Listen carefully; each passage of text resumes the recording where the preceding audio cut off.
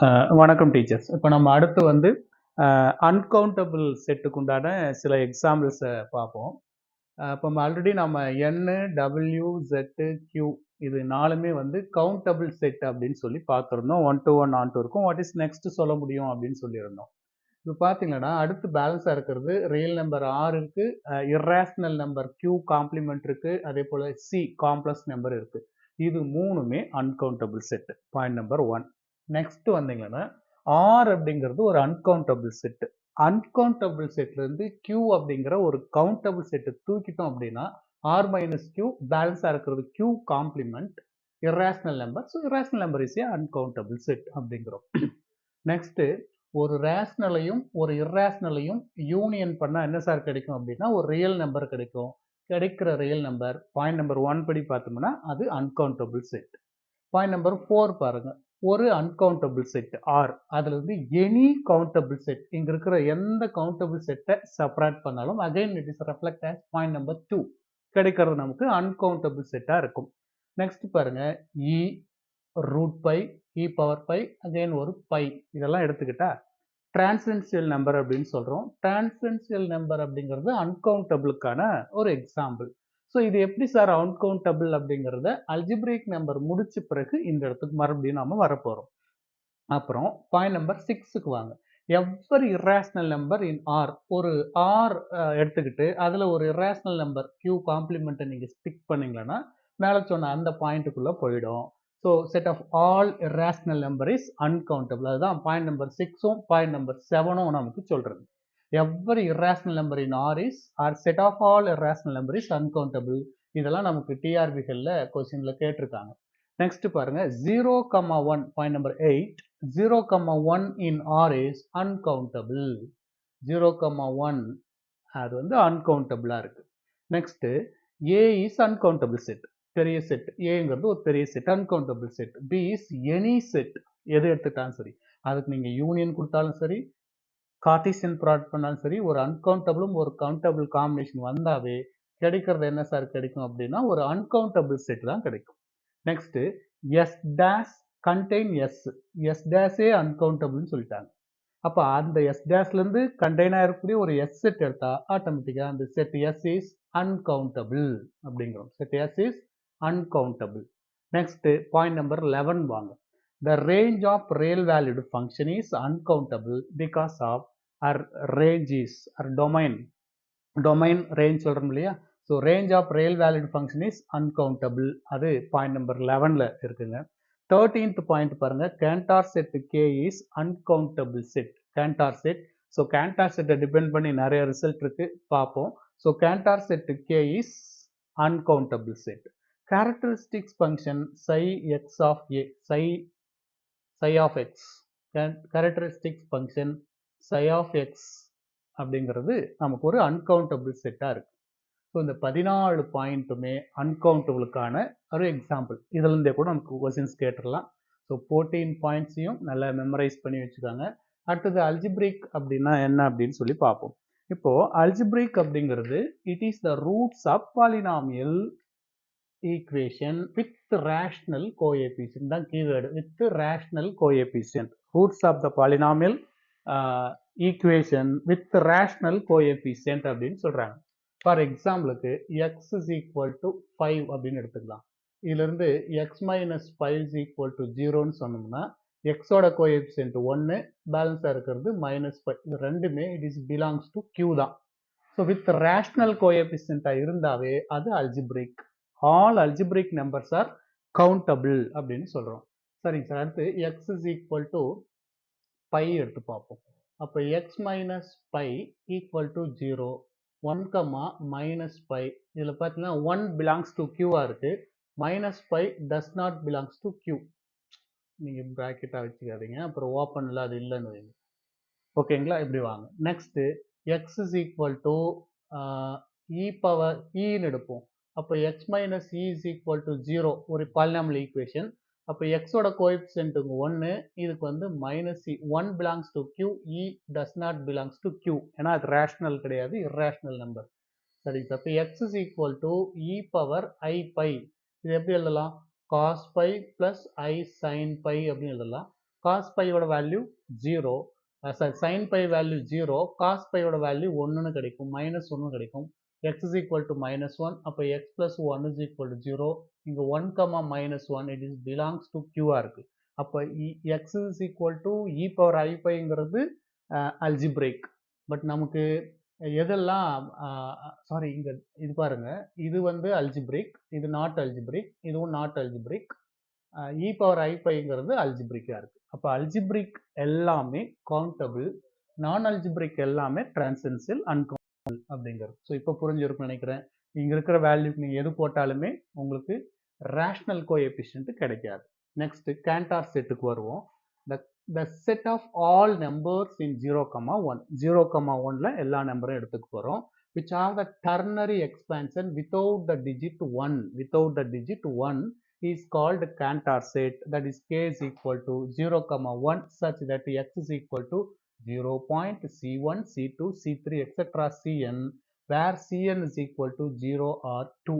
Sir இதுக்கு என்ன meaning அப்படின்னா, நீங்க முழுசா அப்படி எடுத்துக்காங்க, 0ல இருந்து 1 வரைக்கும். இதை 1/3 பிரிச்சிங்கன்னா அது 1/3, இது 2/3 பார்ட். ஸோ இப்போ இந்த 0ல இருந்து 1 வரையும் இருக்கிறத நான் E நாட்னு எடுத்துக்கிட்டேன். நமக்கு டர்னரி பைனரி எக்ஸ்பான்ஷன்லாம் கண்டுபிடிக்க தெரியணும். இப்போ நீங்க இந்த கேப்ல டர்னரி யூஸ் பண்ணீங்களானாலும் சரி, இந்த கேப்ல டர்னரி யூஸ் பண்ணாலும் சரி, உங்களுக்கு ஆன்சர் என்ன கிடைக்கும் அப்படின்னா, வந்தா ஒன்று 0 ஆர் 2, 0.222ன்னு வரலாம், 0.2 0, 2, 0 அந்த மாதிரி ஏதாவது. 0வும் 2 மட்டும்தான் அதுக்கு ஆன்சரா வர முடியும். இந்த C1, C2, C3 எல்லாமே 0 ஆர் 2வா இருக்கலாம். ஆனா இந்த கேப்ல எடுத்தீங்களா, இந்த ஓப்பன் கேப்ல இங்க எடுத்தீங்களா உங்களுக்கு 0.1000 அந்த மாதிரி வந்துடலாம். அப்படி வரக்கூடாது அப்படிங்கிறது தான் கண்டிஷன் மேல. ஸோ இந்த பார்ட்ல அப்படி வர்றதுனால இதை தூக்கிடுறோம். பேலன்ஸ் இருக்கக்கூடிய இந்த 0 to 1/3 to 2/3 to 1 மட்டும் E1க்கு யூனியன் எடுத்து வச்சிருக்காங்க. அதுக்கு அடுத்தது இந்த போர்ஷனை 3 பாகமா பிரிக்கிறோம், இந்த போர்ஷனை 3 பாகமா பிரிக்கிறோம். அதுல நடுவுல ஒரு போர்ஷனுக்கு நீங்க டர்னரி கண்டுபிடிச்சிங்கன்னா அங்கேயும் உங்களுக்கு இந்த 0.11111ங்கிறது வந்துடும். அதை ரிமூவ் பண்ணிடணும். அப்படி ரிமூவ் பண்ணிட்டு பேலன்ஸா இருக்கிறதெல்லாம் எடுத்தீங்கன்னா இந்த வேல்யூ கிடைச்சிரும். 0 to 1/9, 2/9 to 3/9, union of 6/9 to 7/9, union of 8/9 to 9/9 இது கிடைக்கும். ஸோ இதுதான். அப்போ எல்லாமே E1 is contain E2, E3, E3 இப்படி வந்துட்டே இருக்கும். இப்போ கடைசியாக ரிசல்ட் கொடுத்துருக்காங்க பாரு, En is the union of 2 power n interval. Sir முதல் டைம் 2 power 0, அப்போ அதோட வேல்யூ 1 மட்டும்தான் இருக்கு. ரெண்டாவது டைம் பார்த்தீங்கன்னா 2 power 1, அப்போ அது 2, இது ஒரு இன்டர்வல், இது ஒரு இன்டர்வல். மூணாவது டைம் பார்த்தீங்கன்னா 2 power 3, 8, சாரி 2 power 2, 4 வரணும். 1, 2, 3, 4 அப்படின்னு கிடைக்கும். அதோட லென்த் பாருங்க 3 power minus n or 1/3 power n. First time போட்டோம்னா n க்கு 1/3. ஸோ 1/3 போர்ஷன்ல ஒரு ஓப்பன் இன்டர்வலை தூக்குறோம். ரெண்டாவது பார்த்தீங்கன்னா 1/3 ஸ்கொயர்னு வரும். அப்போ 1/3 ஸ்கொயர் அப்படின்னு பார்த்தீங்கன்னா உங்களுக்கு 3 ஸ்கொயருங்கிற போது 9 அப்படின்னு வந்துடும். அப்போ இந்த 9 போர்ஷன்ல அடுத்து 2 இன்டர்வலை இங்கே ஒன்றும் கட் பண்ணி எடுக்கிறோம். ஸோ இப்போ எவ்வளோ இன்டர்வலை கட் பண்ணி எடுக்கிறோம் அப்படிங்கிறது இதை காட்டுது. 2 power nங்கிறது எத்தனை க்ளோஸ் இன்டர்வல் இருக்குது, இது எத்தனை ஓப்பன் இன்டர்வல் வெளியே போகுது அப்படிங்கிறது தான் இந்த ரெண்டு ஃபார்முலாவில் நம்ம தெரிஞ்சுக்க வேண்டியது. சார் அப்புறம் பாருங்க இங்கே 0, 1, 0, 1, 0, 1 இந்த E0, E1, E2 etcetera En வரையும் நீங்கள் இன்டர்செக்ஷன் அப்ளை பண்ணீங்கன்னா n is equal to 0 to infinity வரைக்கும் Enக்கு இன்டர்செக்ஷன் போட்டிங்கன்னா கிடைக்கிறது 0வும் இந்த 1ம் தான் இருக்கும். ஸோ நமக்கு கேண்டார் செட்டு கிடைச்சிரும். இப்போ அதில் இருக்கக்கூடிய சில இம்பார்ட்டன்ட் ரிசல்ட் எல்லாம் பாருங்களேன். Cantor set is equal to 0, 1 இது எல்லாருக்கும் தெரியும். கேண்டார் செட்டு பாருங்க க்ளோஸ் பிராக்கெட் தான் இருக்குது, never become an open interval. So closed and பவுண்டட்னு வரதுனால இட் இஸ் காம்பேக்ட்ங்கிற அடுத்த ரிசல்ட்டுக்கு போயிடுறோம். Next no interior point, no isolated point, எல்லாம் மெமரி பண்ணிக்காங்க. இது எல்லாத்துக்கும் டெஃபினேஷன்ஸ் இருக்கு. தற்சமயத்துக்கு அதை நம்ம ஒன்றும் செய்ய முடியாது, நீங்கள் ப்ரிப்பேர் பண்ணிக்காங்க. K has no interior point, K has no isolated point. அப்போ இன்டீரியர் பாயிண்ட் இருந்து நம்ம நெய்பர்ஹுட்லேருந்து ஆரம்பிக்கணும். வாட் இஸ் நெய்பர்ஹுட்னா என்ன, இன்டீரியர் பாயிண்ட்னா என்ன, லிமிட் பாயிண்ட்னா என்ன, அடர்ன் பாயிண்ட்னா என்ன, டெரைவ்டு செட்னா என்ன, ஓப்பன் க்ளோஸ்டு, இது எல்லாத்துக்கும் டெஃபினேஷன்ஸ் இருக்கு. K as a totally disconnected, பாருங்க எதுவும் கனெக்ட் இல்லை, டிஸ்கனெக்டட்ல இருக்கு. செல்ஃப் சிமிலர் E0க்கும் E1க்கும் E2க்கும் உண்டான அந்த properties are common. So self சிமிலராக இருக்கு. கே ஆஸ் அன்கவுண்டபிள் செட், இது நமக்கு டிஆர்பியில் கேட்டிருக்காங்க. Cantor set is uncountable set. அடுத்து பார்த்தீங்கன்னா each point of K is a limit point. கேவில் இருக்கிற ஒவ்வொரு பாயிண்ட்டுமே அதுக்கு உண்டான லிமிட் பாயிண்ட் தான். ஏன்னா நமக்கு ஓப்பன் செட்டுக்கு லிமிட் அப்ளை பண்ணிங்கன்னா க்ளோஸ்டு, க்ளோஸ்டுக்கு லிமிட் போட்டிங்கன்னா it is always a closed. So அப்போ க்ளோஸ் செட்டுக்கான டெஃபினேஷன் பார்த்தீங்கன்னா உங்களுக்கு புரியும். So each point of K as a limit point அப்படிங்கிறோம். ஸோ கே இஸ் பர்ஃபெக்ட் செட்டுக்கான எக்ஸாம்பிள். பர்ஃபெக்டாக இருக்கிறதுக்கு எக்ஸாம்பிள் பர்ஃபெக்ட் டெஃபினேஷன் பார்த்து வச்சுக்கணும். K does not contain any open set. It is always a closed, does not contain open. K has a nowhere dense. Dense, nowhere dense. அடர்த்தி அதை பற்றி இருக்கு. அப்போ இங்கே வந்து nowhere dense-ஆ இருக்கு. Cantor set K is nowhere dense. அதுக்கு interior கண்டுபிடிச்சிங்களா, empty set கிடைச்சிரும். ஸோ இன்டீரியர் வந்து எம்டியாக இருக்கு. Case measure zero. சார் இந்த 2 பாயிண்ட் ஞாபகம் வச்சுக்காங்க. ஒரு செட்டு மெசர் ஜீரோவா இருந்து அது அன்கவுண்டபிளுக்கான ஒரு எக்ஸாம்பிள் அப்படின்னு கேட்டால் அது கேண்டார் செட்டு தான். ஒரு முக்கியமான எக்ஸாம்பிள். மெசர் ஜீரோவா இருந்து அன்கவுண்டபிளுக்கு ஒரு கவுண்டர் எக்ஸாம்பிள் கொடுங்கன்னு கேட்டோம்னா அது கேண்டார் அப்படின்னு கொடுத்துடணும். நெக்ஸ்ட் பாருங்க, இப்போ ரிமூவ் பண்ணோம். இந்த ஓப்பன் இன்டர்வல் ஒவ்வொரு பார்ட்லையும் ஒரு ஓப்பன் எடுத்தோம். அந்த ஓப்பனெல்லாம் எடுத்து வச்சு நீங்கள் லென்த்து கண்டுபிடிச்சிங்களன்னா ஜீரோன்னு வந்துடும். ஓவராலாக இருக்கிற இந்த க்ளோஸ்டுக்கெல்லாம் நீங்கள் டோட்டல் லென்த்து கண்டுபிடிச்சிங்கன்னா 1 வந்துடும். அப்போ டோட்டல் லென்த் ஆஃப் கேண்டார்னு கேட்டால் 1, ரிமூவ் பண்ண பார்ட்டோட லென்த்து கேட்டாங்கன்னா 0 அப்படின்னு சொல்லி போடணும். ஸோ இது எல்லாமே சில முக்கியமான விஷயங்கள் பார் அன்கவுண்டபிள் அண்ட் கேண்டார் செட்டில்.